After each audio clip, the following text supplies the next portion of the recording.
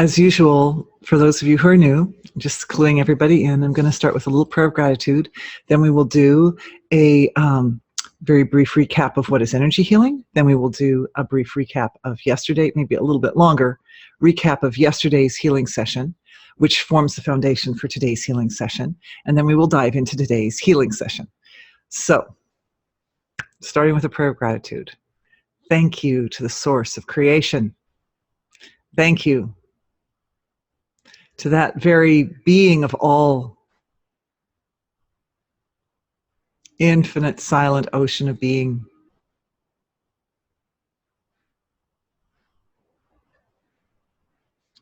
And thank you for being all the beings and all the diversified expressions of the whole multiverse. So many beings. Particularly to the ancestors, for they play a vital role in the expansion forward of our race, of our lives.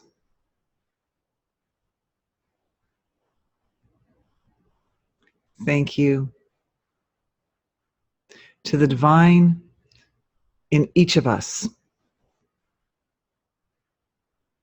Thank you to the collective of this webinar for blessing our session, our time here, to work efficiently and effectively and powerfully, concisely, comfortably, in a sacred and blessed manner. Thank you, always with deepest gratitude and humility to the eternal tradition of wisdom and to all the great teachers. I'm saying a little bit extra here because it just happens to be Hindu day of celebrating the teacher. So, and to all the teachers, all the great wise seers and knowers of the truth of reality who have articulated that truth in such a way as to uplift and support people throughout the centuries. God bless all the teachers. Thank you. God bless. Thank you to my teacher, Maharishi Gurudev. Thank you. All right, Jay Gurudev. Okay. So here we are. For those who are new, this is a quick 1-minute recap of what is energy healing, just to make sure that everyone's caught up to date. Energy healing is the process of directing attention intelligently in order to produce specific effects. Attention is divine being. It is that quality which is the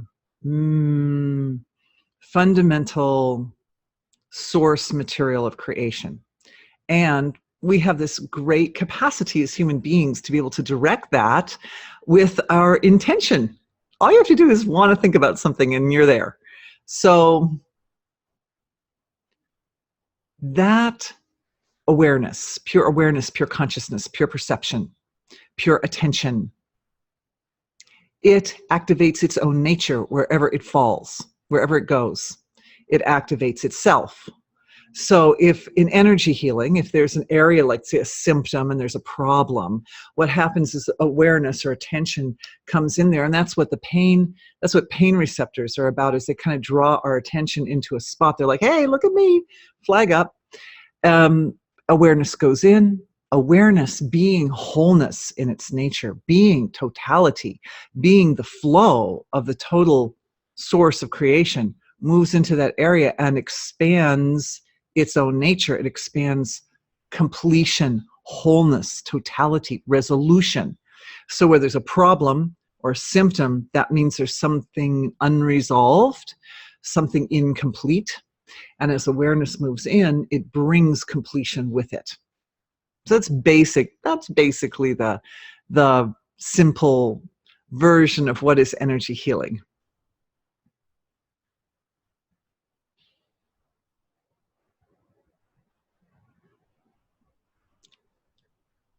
Next, I would like to do a recap from yesterday.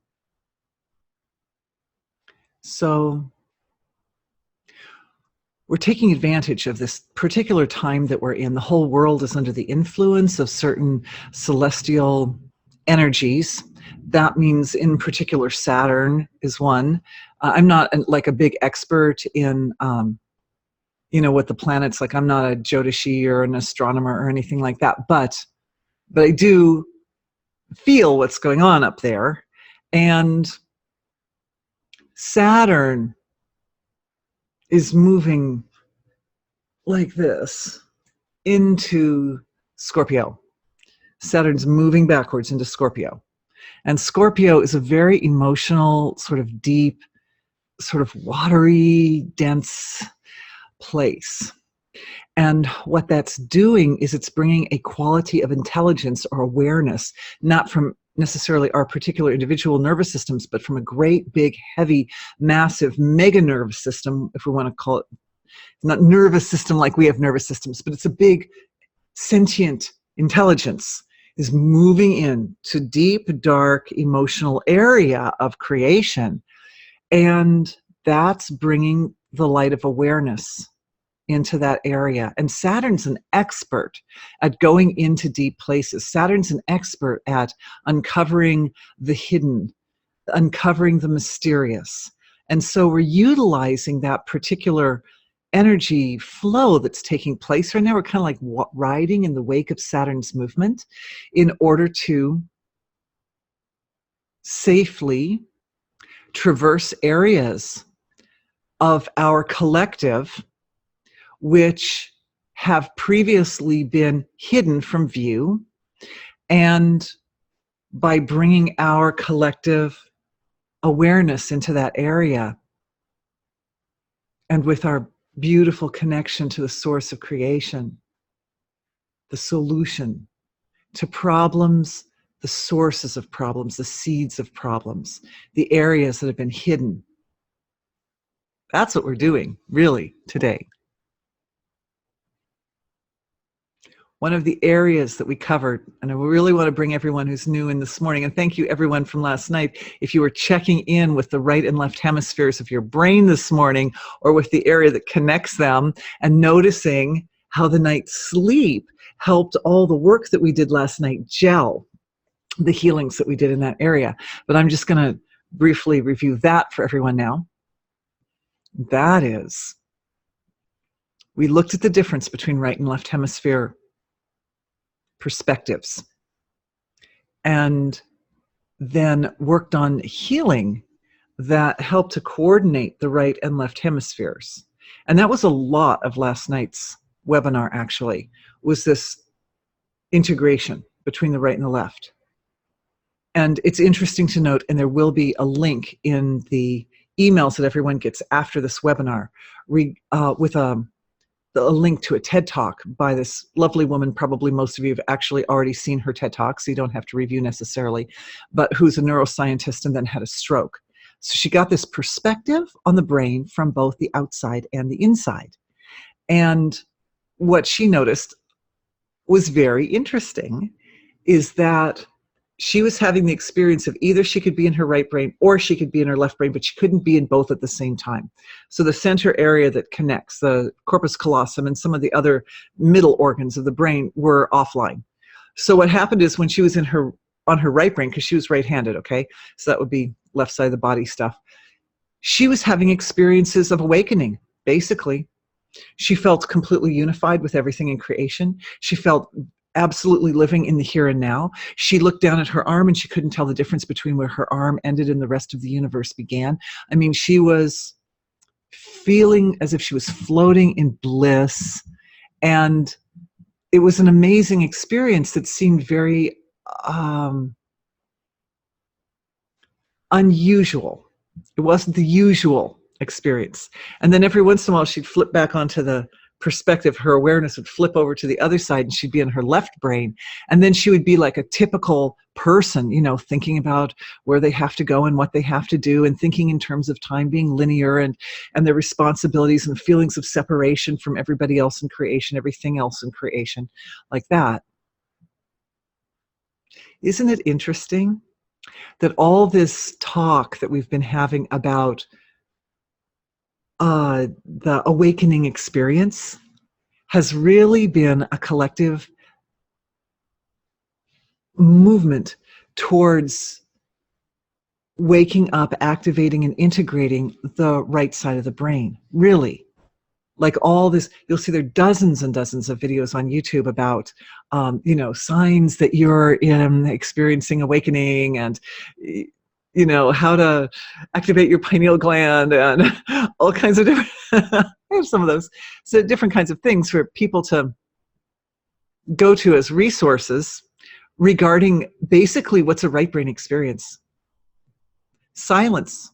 She said, pure silence. Right brain, pure silence, because speech centers are on the other side, right? So right brain, pure silence, and feeling of being in unity consciousness, and all that. Here now. Amazing, amazing. So what we did in the healing was we did integration and a big healing and activation for the central structures of the brain that bring these two halves of the brain together and allow us as individuals to experience the total package. And what we found was that there was a healing for the left side of the brain, so that it basically, what happened was there was a kind of a sharing between right and left sides of the brain, so that there could be more integrated functioning in the whole brain. And also very interesting that this whole central area of the brain that's like back in the brain stem and all the little organs back there are very close to the voice and the throat and the mouth and all these organs in here, this part of the body. So that's important because speech is divine and we create from speech. And what we were doing yesterday was with a big activation of and as I'm saying this, it's kind of like we're recapping, but we're redoing it for everybody new here too. It was a big activation of the collective level. I've been calling collective level the physiology, but it's really the level of physiology, a prakriti level of the physiology before manifestation, where all this lively being resides. And that, again, is part of today's healing session, is the activation of lively being. And this time I'm seeing more of a diversification than I was last night of the qualities of being that are activating and becoming really plumped up and present. Last night it was more like angelic forms, and this time we have angelic forms, but we have also a broader spectrum, more of a range of the great laws of nature, the great organizers and structurers and knowers of reality, as well as these, we talked about last night, some of the finer forms as well, those that reside and are responsible for changes in the etheric level of reality, the etheric realm of creation.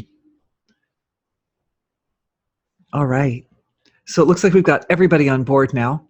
All the celestial level of the body all woken up and livened up, and all the denser levels of the physiology, and all the recap and all the redoing of the healing for everyone's brains, so that we have, basically we're functioning at a higher level of order, brain functioning. And what happens is when there's an interface between that celestial level, or I'm switching over to calling it celestial because that's where the celestial intelligence resides. But anyway, collective level of the physiology with the whole entire healing that just took place physically for the brain, what happens is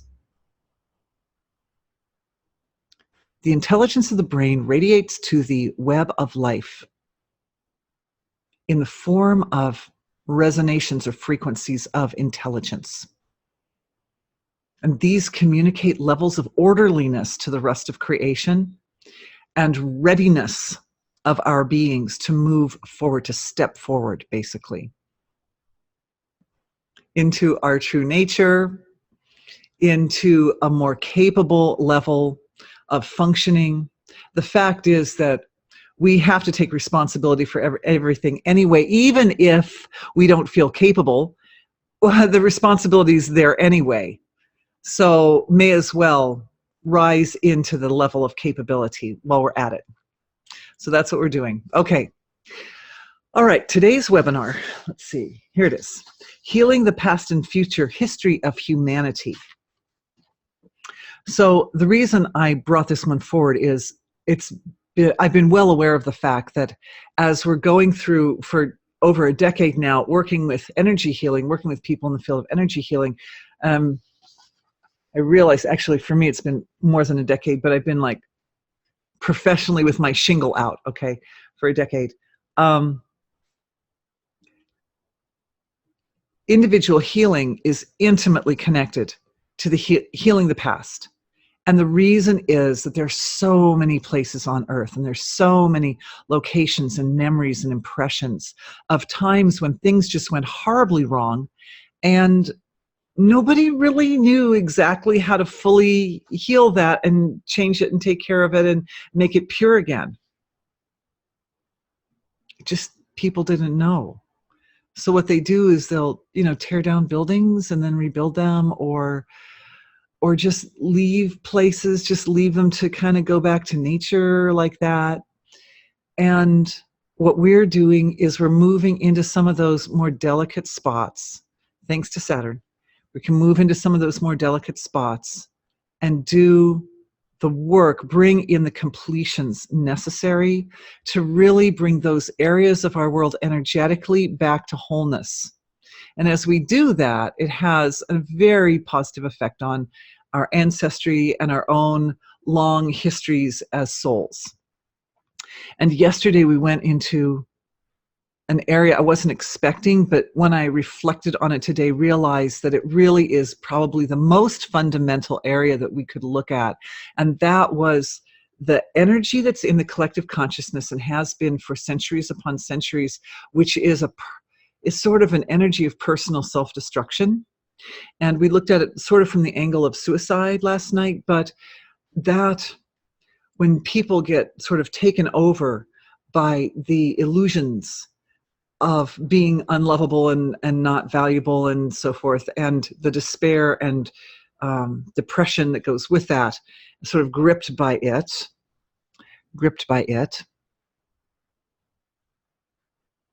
It's a very dense energy, and it really is, it can take a person out very quickly, but when it's not dealt with in such a dense way, but it kind of stretches out a bit, then it moves into an influences area like warfare.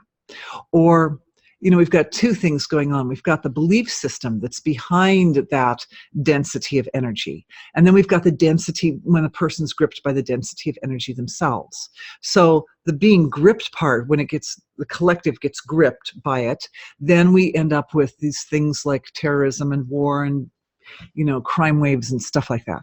But even before that, the belief system part of it is brings me to a brilliant question that came in, having to do with a desire to look at our belief system, particularly religious beliefs.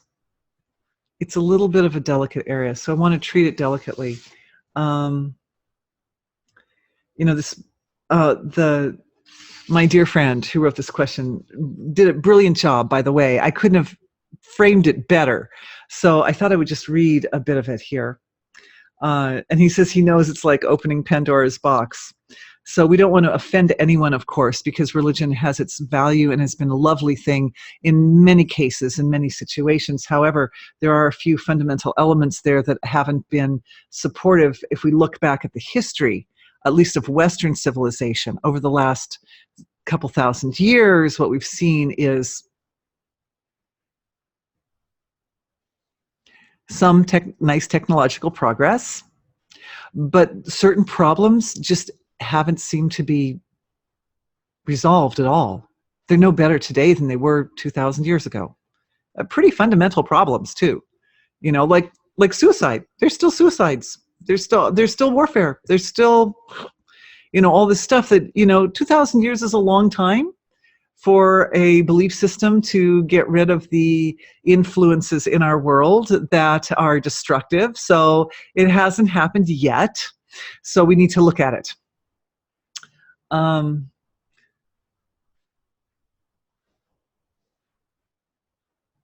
finding there's a good versus evil element here. And so the fact that there's a concept of the devil as part of the creation story, and warring and judgments and sin, and even bigger than that, and possibly most important, all the concept of original sin, that we are just by our nature like completely not okay. It's kind of silly, actually. So, these are these really important concepts that we need to look at with regards to, so we're going to look at two things today, I guess. We're going to look at belief systems, and then we're going to look at the way the belief systems kind of roll out into the field of creation. And then this second point, which is so beautiful, he made, is how there's a big emphasis in religion about the fall of man, and an angry judgmental father casts us out of his love because we sinned against him, and we've been acting out ever since, and judging ourselves and others, and warring and suffering, and the vain hope that we know deep within us it's hopeless. Oh my gosh. And we judge ourselves. Oh, I love this point that he made. Oh boy, have I seen this so much, right? Even in my own family, that we judge ourselves very harshly, quickly, right from the off, so that nobody else will judge us, so that God won't judge us, because when it comes time to stand before the judgment of God, we've already done all that work for him. So, he doesn't have to like make it any worse than it already is. It's such a great point. I love that point. It's a beautiful point. Anyway. Okay.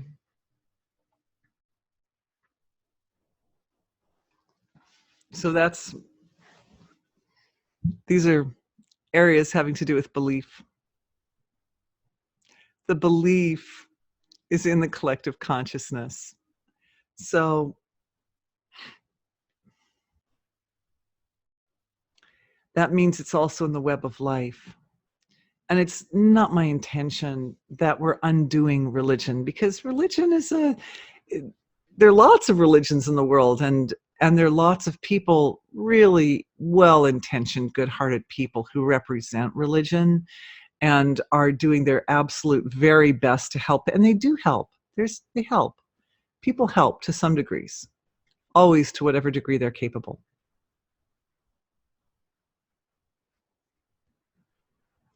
But some of the original concepts on which this whole thing is constructed need to be undone. I personally feel that all of us here on this webinar understand a deeper truth of our nature, understand from the level of both intellectualization and experience, both left and right hemispheric perspective, our union with our own divine nature. And that's why we did the healing yesterday. Be sure, if you want to catch a little bit deeper, go with that, to look at yesterday's webinar when you get the recording. But as a collective, what we're doing is, I'm seeing a kind of a matrix or grid overlaying over our webinar collective, and it's supporting the ability of us as a group to move through our own individual sacred webinar space into the collective of humanity. That's nice. And what's moving is each of us are the celestial level, the collective level, collective and celestial level of self is moving.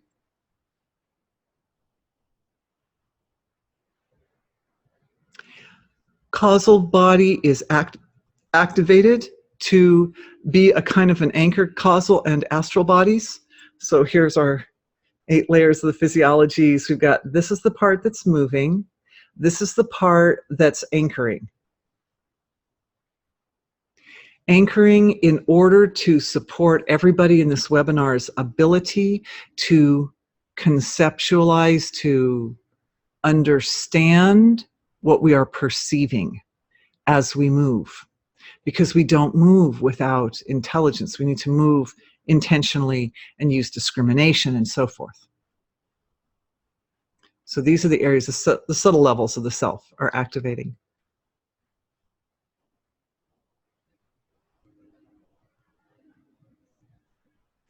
And the quality of gratitude and reverence is resonating in the physiologies, and it's resonating through the web of life, this collective level of the physiology with all the lively, warmed up, plumped up being is moving out into the collective field. I'm just watching that as it moves. It's very interesting. Moving through space and time, moving through. Okay, here's what I'm seeing. I'm seeing cosmic densities around our whole solar system. More in the past than now. More in the past. It's much clearer now. That's one of the reasons why I chose this background, because we're talking cosmic here through time and space.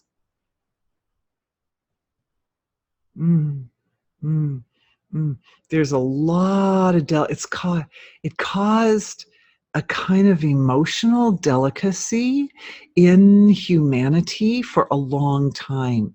Looks like tens of thousands of years. Tens of thousands of years. About like 40, 50, 40, around 40,000 years, between 34,000, 40,000 years, around in that time we started. It was a gradual moving in and then being in and then moving out. It's very interesting. So this density in the space around our Earth and the space around our solar system was filtered. Oh, so interesting.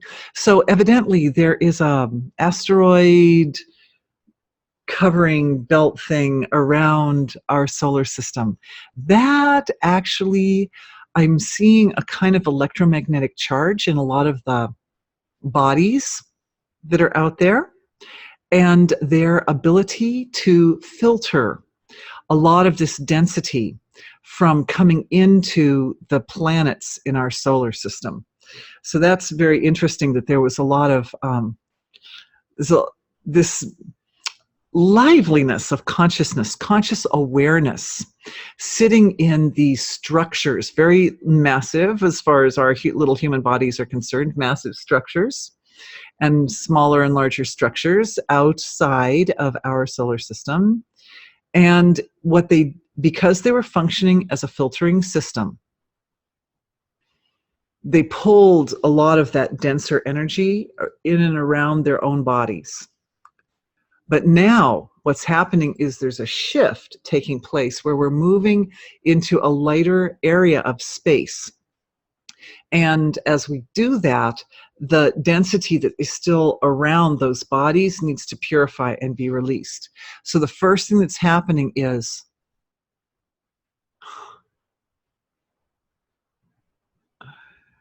I thought we were going to work just on Earth. Silly me. This feels like this is what's happening. The source of creation is utilizing the coherent integration of our group to create a flow of gratitude and compassion to the asteroid belt. Is it an asteroid belt? I think. See, I'm not like a super scientist, but anyway, this body of bodies that's around our solar system, and it's allowing a flow of light medicine, which is very soft and bright and cleansing, to move out into those physiologies and to wash them of this denser energy. And the denser energy was an energetic form anyway. It wasn't really a physical, maybe there could have been some, but I don't think. It doesn't look like it. It doesn't look like actual molecules and atoms of material. No, it was an energetic density that we went through, like an emotional density. I'm seeing dense emotions, glyphotic energies, something that looks like sinister force, lots of material that creates like filtering and like fogginess and inability to really see clearly what's going on. All this material is cleansing, is cleansing, is cleansing. And what's beautiful is from Earth, we're shining this light of our awareness and loving healing energy into this huge asteroid belt around our solar system. So the other planets in the solar system are watching that, and they also have their own means of supporting that process. So we get support from Venus, Mercury, Venus, Mars, Moon, Jupiter, Saturn, Uranus, Neptune, and so forth. The moons of Saturn and Jupiter, full of life, full of life, full of intelligent life, really enjoying this. Amazing, amazing, amazing. Our little, it's like a little trickle. You start a little stream running down a hill. You start a snowball rolling down a hill, and then it gathers and it gathers and it gathers. That's how to support such a big area, because the area surrounding the outside of our solar system is quite huge, and we little tiny group of what, about, I don't know, 60 to 100 humans here. This flow of energy is carrying us, and it's purifying our physiologies. It's purifying any densities that these physiologies might have picked up from that same space that we were in. And as that happens, it's definitely communicating that purification down to the molecular atomic levels of our physiology. So it's affecting ancestors, it's affecting family, it's affecting all of our Earth. Heck, Earth is like teensy compared to all that big belts going around our solar system, right? The questions come in. Here we are. Hello. Oh, thank you. This is beautiful. It's called, this is my team here. It's called the Cooper belt. In Dutch, the pronunciation is Cooper, sometimes called Edgeworth Cooper belt, is a circumstellar disk in the solar system beyond the known planets, extending from the orbit of Neptune at 30 AU, approximately 50 AU from the sun. Cooper belt. Beautiful, beautiful. There's a lot of gratitude. The waves of gratitude right now are so intense. They're almost, oh yeah, thank you. Thank you for raising a hand there. You knew. So the gratitude that's being produced by this work that we're doing is so intense. It is not, it's outside the range of our capabilities, I feel, as human individual nervous systems to fully process it. So what we need to do in order to allow it to flow sufficiently is, as the waves of gratitude flow back in through, because what happens is we sent a healing wave out, now it's coming back. So as that's happening, what we have to do is we have to offer it into the source, to the source of creation. Offer it at the feet of the great healer teacher within all of us, because that is, offer it to that collective level of our physiologies, that area that's responsible for all the work that we're doing anyway. And as we do that, that supports a creation of hoops, which I talked about hoops yesterday, hoops or loops of consciousness. We just touched on this yesterday, but I think as a bit of a review, because it is important, is that the nature of consciousness is to fold in on itself. It self-refers. It refers back to its own nature. And every time it does that, it creates new layers of its own expression. So what's happening is a loop has been created between the Kuiper belt, the Looper belt, the Cooper belt, and the celestial level of our physiologies, which is something we all share in common. The celestial and collective levels of the physiology are unbound by nature, and that's a level of our physiology that we're all in that level together. And so that includes everybody. That even includes, of course, obviously celestial beings, but it also includes all the people and all the life forms on all the planets and all the moons of the various planets and so forth. So that's where the gratitude is settling in. And what we're doing from here, because we're being a little innovative here. We just did something that nobody else had done. And as a result, it's like we started a little train moving and then a lot of others joined us. So now what we're doing is, as this gratitude comes in, that infinite, unbounded level of our own physiology offers the blessing back again. And this time, there's a lot more bliss in the system because we have now a foundation of so much gratitude. It's like an energy source or something. It's like a fuel. It's like a fuel. That love and gratitude is like fuel that allows the flow of our healing support to our whole solar system and our whole Cooper belt.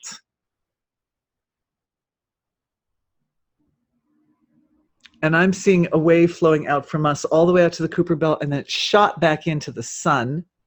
And what's really cool, you guys, is if we're looking at just light, that can take a while.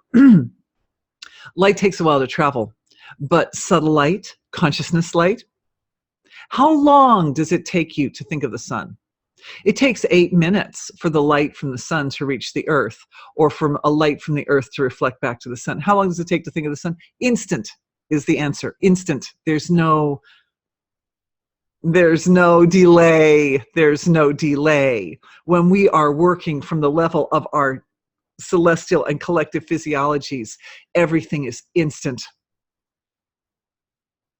So what that means is we have the capacity to make this loop again and again and again and again.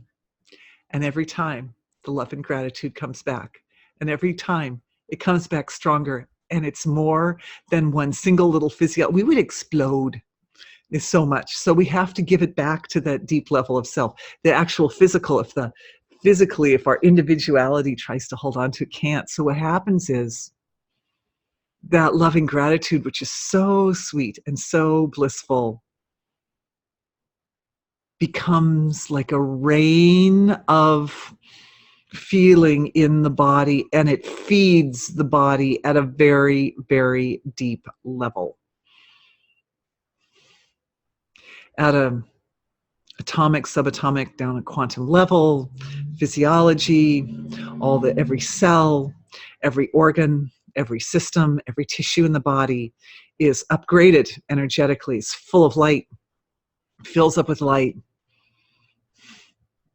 So we can just enjoy that we can do that, celebrate ourselves, celebrate our ability to do that. We can do that individually too. We're doing it as a group. This is like you can think of these waves of energy that are flowing through our solar system with us as kind of like the little epicenter of that process. We can think of that as a kind of music, if you will. It's like a light frequency, an energy frequency, sound frequency. It's a frequency of energy. So we have our little music lesson going on, but that doesn't mean that each musician can't go home and make their own music. You can. That's why we do this. And I'm saying that to you, but I'm also saying it to all the other beings on all the other planets, because they are definitely listening, and they are definitely picking up on this, and they are doing it from their musical traditions. And those musical, so beautiful. Now we get a chance to join the celestial collective share our musical tradition with their musical traditions. Seeing particularly in Jupiter,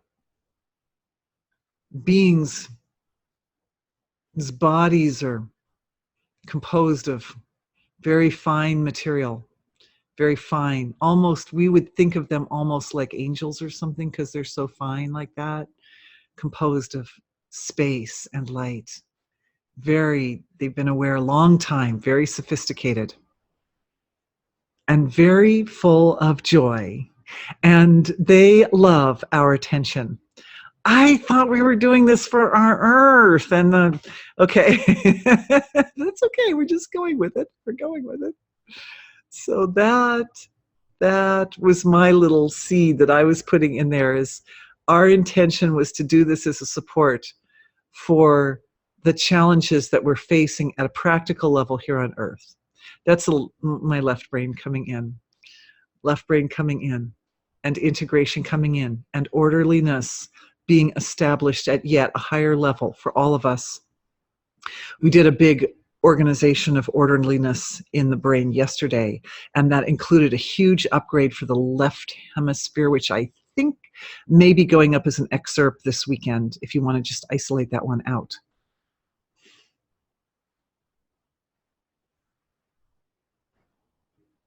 We are receiving a download from the light beings on Jupiter. Very beautiful, very sweet. Jupiter, this is interesting. Today's a East Indian holiday for the teacher. And in East Indian tradition, Jupiter is called Guru.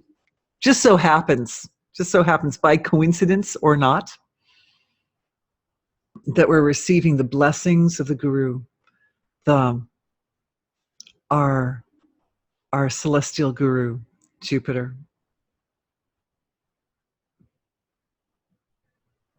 My job with my voice over here is to unpack this download.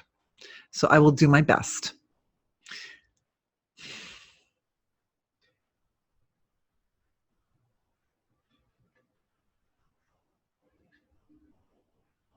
First thing I'm feeling is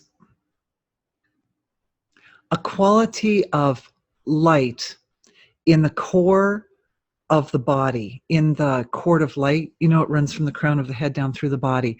And I'm understanding that this is happening not just for us in our collective of the webinar, but it's happening for everyone. And it's particularly happening because, remember, I put that seed in there when I said, oh, Jupiter is responding to us. I put in that seed. But what about the intention of our webinar? Is happening through time, through our collective of humanity. And it's a core of silence. It's a core of light. It feels as if in the cord of light, there's an area that's really, really, really empty. That's what it feels like. Like it's just very quiet. And it doesn't look like it occupies the whole cord. It looks like it occupies a space like about, let's see. Okay, here. So it occupies a space about that big in the cord of light, like right in the cord, from about the base of the head down through to, like, you know, just below the solar plexus area. And it's a shape like this. It kind of starts together and then it comes out and then it comes back together like that. And then it truncates at the bottom. It truncates at the bottom. That's what it looks like. And this core, this quiet core area, is attached to the source of creation in a way that it cannot be unattached. So it's glued in. It's glued in. It's so integrated with the energy of the source of creation, the silent bed of creation. So integrated that there's no separation at all. And what it's doing is it's establishing in the collective of humanity in such a way as to disallow the full, like pulling the wool over people's eyes of the illusory beliefs that have been responsible for the damaging effects over the centuries. It disallows, it's such a reality, and it's so immovable. It's so immovable that it, regardless of how convincing a false belief is, or how much validation there is at the relative level of creation, and that happens, because whenever you hold a belief, whatever you believe, you will see that any little clue or any little bit from the environment that goes along with your belief is the one that your awareness will tend to pick up on. So regardless of that way that system works, it is disallowing any individual to become 100% fully befoozled by false information, by false beliefs. My big vocabulary.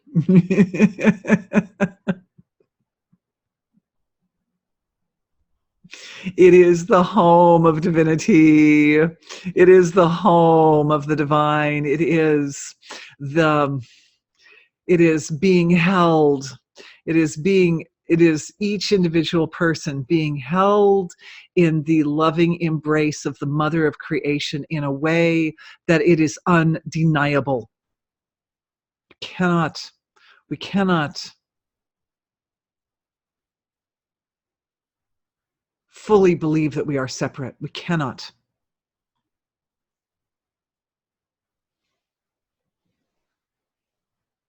It's interesting that these forms inside the physiology,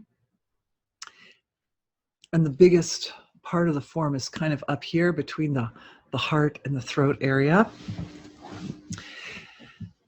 These forms present in our physiologies, what I'm seeing is they've always been present, but they were not always clear, and the grounding to source was not always present there. So what's happening in the collective is some of the extraneous material that's been sitting in that area of the physiology is going to very gently and delicately, very comfortably and tenderly, very gracefully release from the physiology. And it's a lot of stuff. Remember what we just did, right? Shouldn't be a surprise what's happening, even though to me there's a part of me that's always surprised. But we just offered from the level of our hearts and our devoted service to the good of all creation, a big healing for the Cooper ring. Cooper ring, was it a ring? Belt, thank you. Thank you, the Cooper belt. And now what's happening is it looks as if there was some little residue in us, and it was in this part of our physiologies, and it's being cleared now. So we offered that out to creation, and that is what's coming back to us now. And it's definitely affecting the astral body as well. Now, what's clearing out looks like to me, I can do some unpacking here, but it's quite a big mix of different, I could try to articulate all the mix of the different energies that are there, but we already looked at them when we were clearing the Cooper belt anyway. And I don't think what I'm feeling from this is it's not necessary to go into a big unpacking of what's dark and dense and yucky and sticky and nasty about the whole thing. Instead, I would like to draw attention to what's happening interesting at more of a collective level of what we're doing. That is that these little forms inside our physiologies are not so very unlike the forms that are in the inner area of the astral body, which I talked about a lot more yesterday. And these structures, once this space, this really clear space is established in the heart of the body, in the core of the body. It allows us to have abilities to integrate some natural, healthy abilities that were not as integrated before. And that includes the ability to send and receive information, which is also what those little forms in the astral body do. And there's so many, like zillions of them. I don't know. I didn't try to count if they're infinite, or are they infinite? No, I'm getting that they're not infinite, that there's a limited number. But it's a lot. It's a big limited number in the astral body. And does it change? Does the number change? Yes, the number can change. And just as how many bodies are on Earth at any given second can change. But each body, each physical body is a vessel for this divinity. And this space inside the body is like a home, a sacred home space for that divinity.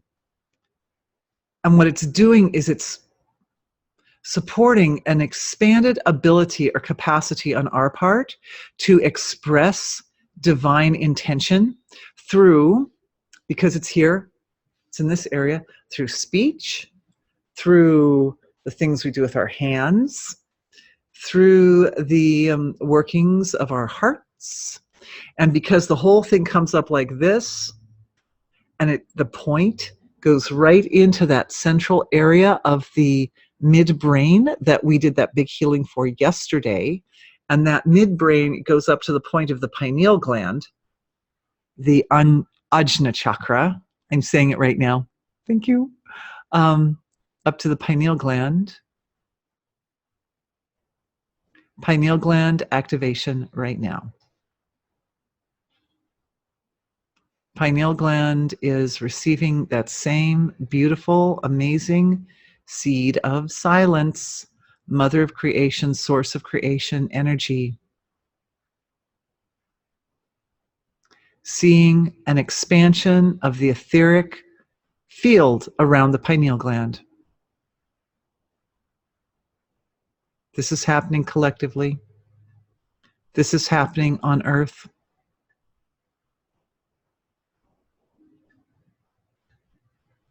More beliefs are being cleared from ancestral lines.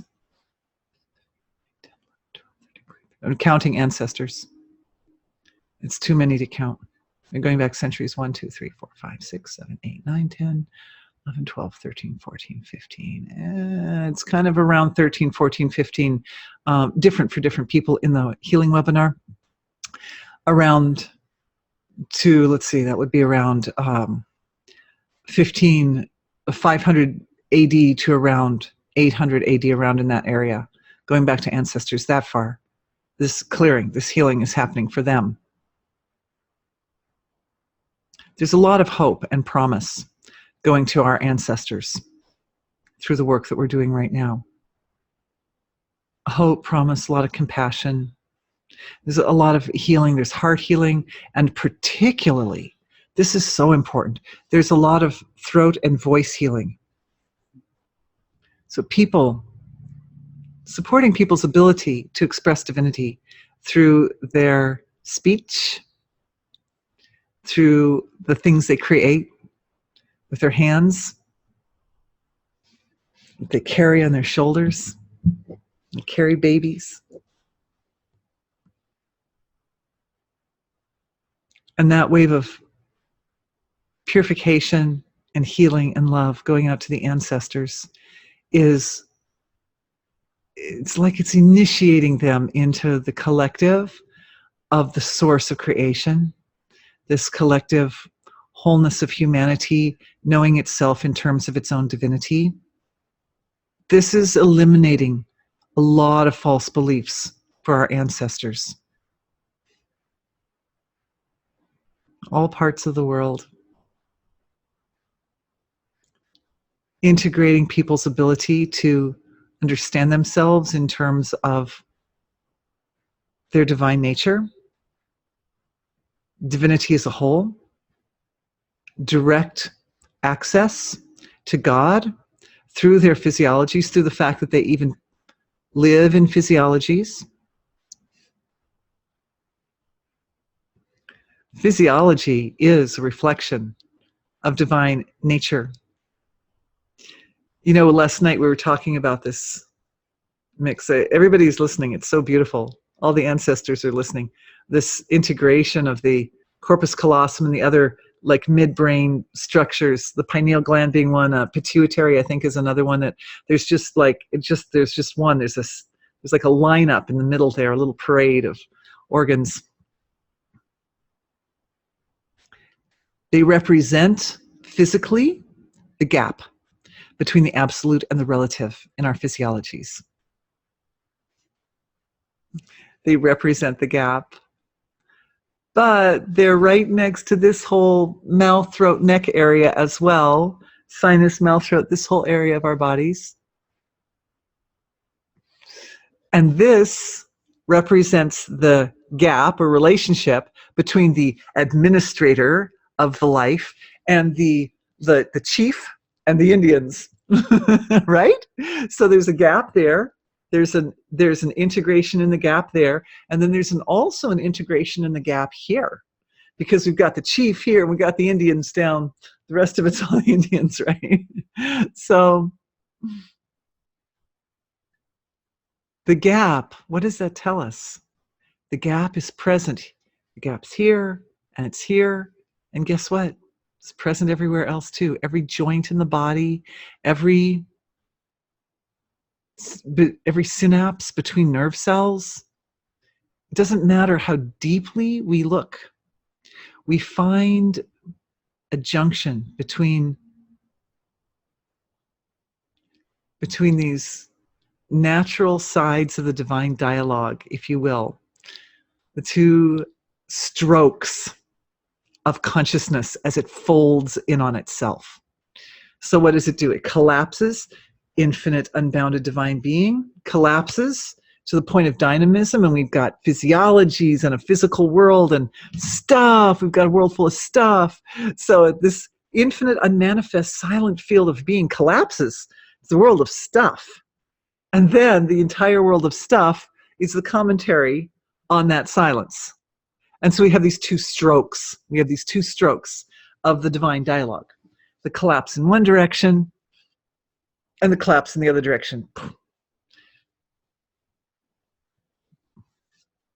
The gap between them is the point where our awareness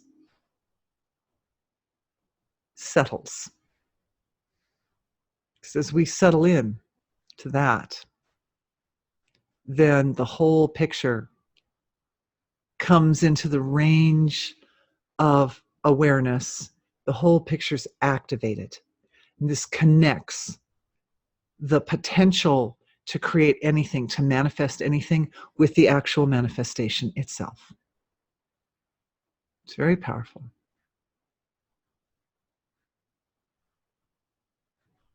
All right. So much for belief systems.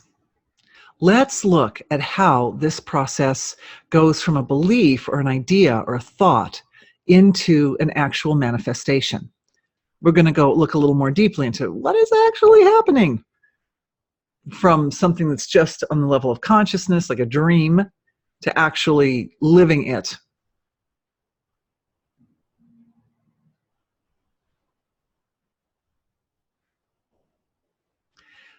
Great body of false beliefs have held, or we could say almost imprisoned, humanity over the course of centuries. And they also, the beliefs have also built up in layers in our world. So they become very dense, and they are even represented as structures that we've built.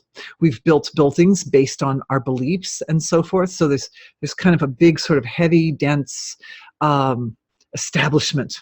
I saw a little comment on Facebook the other day. The three branches of government are big agriculture, big farm, and big banks. Three branches of government. Unfortunately, it's like, unfortunately kind of true. Anyway, so there's been a lot of bigness that's been built up.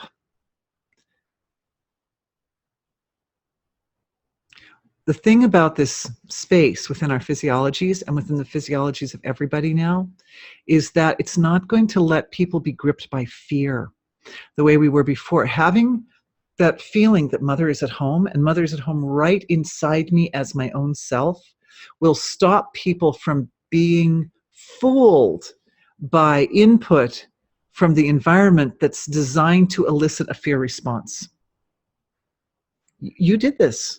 You did this. You did this. We did this. We did this today. It's changing our world. We're changing our world. Now, like rolling a snowball down a hill, these beliefs that have been building up in layers, and they have even big buildings built around them and so forth, have been rolling down the hill for a long time. So they're still around. They're still around. They're still rolling around. So what we need to do is we need to create, I'm asking all of you amazing, powerful, spiritual, exquisite healer people, healer friends in this group, all of us together, our group, our collective as a whole, how to unpack that suitcase and deal with each item in the suitcase in the most effective way.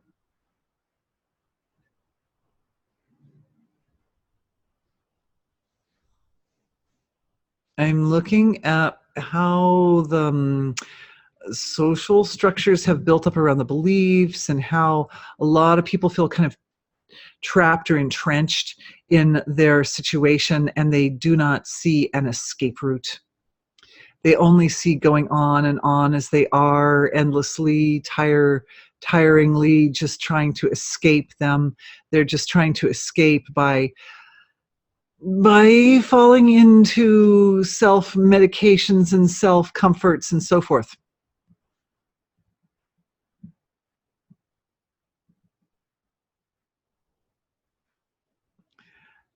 So we're feeling ourselves into that space in people's awareness, and that feeling of being trapped in their little space and they can't get out and they can't get loose and they don't know how to release. So here's the deal. The beliefs are nurtured and cultivated on the level of the individual. And that's how they can grip an entire society and cause great big, political structures and so forth. So we need to work at the level of individual belief.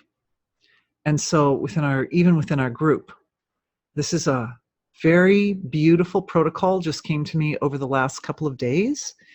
And I think it's amazing. So I'm happy to share. I'm sure it came over the last couple of days because it was supposed to be part of this webinar. When a thought comes up of something which is not valuable or useful to you, and in this case, we could use the example of, say, eating some food that you know darned well you don't need. What happens when we eat sweet, rich foods is it causes a surge of energy to flush through the dopaminergic pathways and gives us a little, oh, I'm celebrating myself feeling. So this thought, I was monitoring it in myself the other day. And because I was quite hungry, but I was meditating and I didn't want to get up and eat something because, so what I noticed was about once every 90 seconds, this thought would come up, ooh, how about a cookie? And I'm like, I'm meditating, no. And then about 90 seconds, oh, how about a cookie? And I'm like, after so many repetitions, I'm like, I got to get rid of this. This is like a broken record and I can't meditate with it at all. So what I did was every time how about a cookie came up, I offered it another option. I said, thank you for that thought, but how about a walk? after the after I meditate? How about a nice walk in the fresh air? How about going swimming or a bike ride? Yeah. So, and then after that thought was the celebration of self. Oh, I did it. I switched over, and it didn't take very long. It took only a few repetitions. Only a few repetitions to undo that broken record. So what would happen is, how about a cookie? How about a wonderful, lovely walk in the fresh air? I celebrate myself because I just undid how about a cookie? The I celebrate myself creates a flood, a flush of energy through the dopaminergic pathways, which is exactly what the cookie was trying to accomplish, right? So instead of using the cookie as the permission slip for the dopaminergic flush, we used I celebrate myself because I just undid something that I didn't need as the permission slip for the dopaminergic flush. Does that make sense? Does everybody get that? So the thing is this, you can let me know if you have a question. Here's the thing. If, thanks, raised hand. Yeah. If that thought, I want a cookie, is caught when it's already rolled out more or less to the surface of the mind, then it's already done a bit of damage in the more delicate levels of the thinking. So what we do is, the work that we're doing in this healing session is supporting our ability to catch those thoughts when they're a little bit younger, when they're more of a feeling, when they're a feeling of, I feel unsatisfied, then the I feel unsatisfied becomes I want a cookie. And so, so the I want a cookie has a reality at a deep level of the mind. And what we're doing is we're attaching, we're completing, it's like an incompletion. Because what's going on there is there's some aspect of self which isn't fully satisfied. So that incompletion is coupled with a complete feeling of, I am taking such good care of myself because I'm totally going to have a walk in the beautiful sunshine and fresh air right after this. Or I'm going to stretch. How long? Here's the difference. It takes 20 seconds to take a bite of a cookie and chew it up and swallow it. It takes 20 seconds to do a good stretch, right? Up and then down, right? It only takes 20 seconds. So we need something to replace it with that's the same amount of time. So, and here's another cool thing about stretching, is that stretching causes increased sensitivity. This comes from John Gabriel, who's a biochemist who turned weight loss guru. Okay, so what John Gabriel said was that stretching, like yoga, actually increases leptin sensitivity in the physiology. Nice, huh? Yeah, nice big stretch. Let's just stretch there for a minute, huh? Yeah, it increases leptin. Leptin is the hormone that is your weight loss hormone. It makes you, it decreases appetite. It increases fat metabolization. It gives you energy, makes you feel vital and full of energy. So I want a cookie couples with, it gets married to, I want to stretch. Or I want to do the plank. You can do the plank for 20 seconds, man. That's a little bit of a workout. Anyway, or any variety of nice, enjoying being in your body and physical movement. And then celebrate. You celebrate yourself because you just made wholeness out of an incompletion. And the celebration gives you the instant gratification that the cookie would give you after you ate it or while you're eating it. And you get to celebrate even before you start stretching, because it couples, the two couple together, and then I celebrate myself. Try it. It's not a diet. It's not an exercise. It's not a pill or a potion. It's just, it's actually an energetic consciousness pill or potion, creating that light medicine that activates the dopaminergic pathways and allows you to feel wonderful about yourself, to love yourself. And we've done the preliminary work of getting rid of all those feelings of I don't love myself.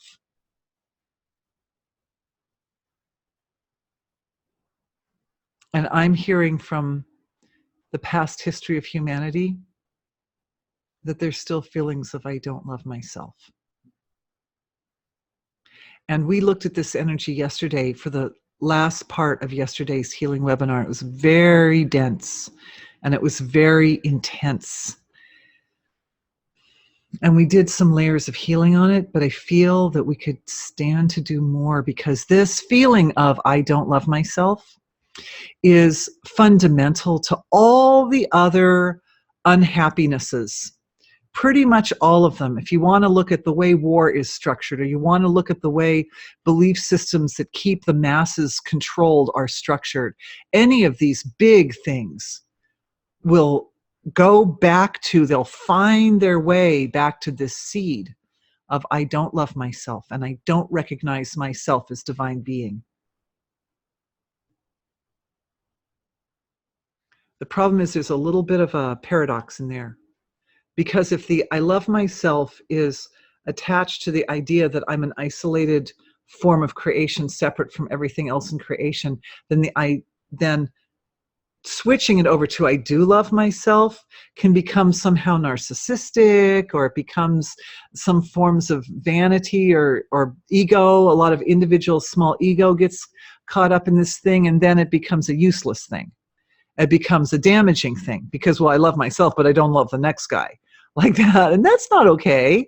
So the paradox is solved by bringing in wholeness, that in order for I do love myself to reside and to stabilize and integrate in the system, into every cell of the body, into every wave of light medicine that's produced at the subtle levels of the physiology, to feed the physiology. Even this work that we did earlier, remember that wave was coming back from the Cooper belt, and it was so rich, it was so delicious. And I said, I think it's more than our physiologies can even handle. Maybe our physiologies can handle it. Maybe what's happening now, this is what I'm thinking is going on, is that some little dregs or leftovers or little imbalances in our physiologies were disallowing everybody. I'm looking at everybody's physiology in the group. Everybody's physiology a little bit different. Everybody received all that loving gratitude back into their collective level of self, but how well that energy can integrate into your physical body is based on this other element, which is how much of this dense energy that's behind depression, suicide, despair, that energy, how much of that is still present in the physiology, and how much now is going to be resolved out of the physiology. So we're taking that energy, we're offering it back to being. We're offering it back on behalf of our own beings, our own individual physiologies, and we're also offering it back to being on behalf of the collective of humanity, because what we're really wanting to amend here are these large collective structures that are built around a kind of a manipulation and exploitation of the collective of our world. And that's the same energy that's behind that. It's the same energy behind those big, highly structured, highly protected organizations which have no one's best interests at heart. So what I'm doing is I'm seeing the seed of it clearing. And I'm feeling that as an energy structure clearing. And luckily we have our nice little embrace of Mother Divine center. So that area that's really running from up here at the pineal gland all the way down and through the core of the body, basically, all the way down. At this point, it's expanding now. So it's from here all the way down. All the way through the 7 chakras at least. That one healing that we got earlier, when at a collective level that center core was being cleared, it allows it to expand through the range of the physical form. and it becomes a central spindle from where the precise qualities of light medicine required to undo doubt, despair, depression, self-hatred, etc. radiate, and they're safe. These light medicines are safe within us. They can radiate through those areas up into the emotional body and the mental body and undo the beliefs, particularly in the collective consciousness, those areas where people individually are still holding beliefs of separation.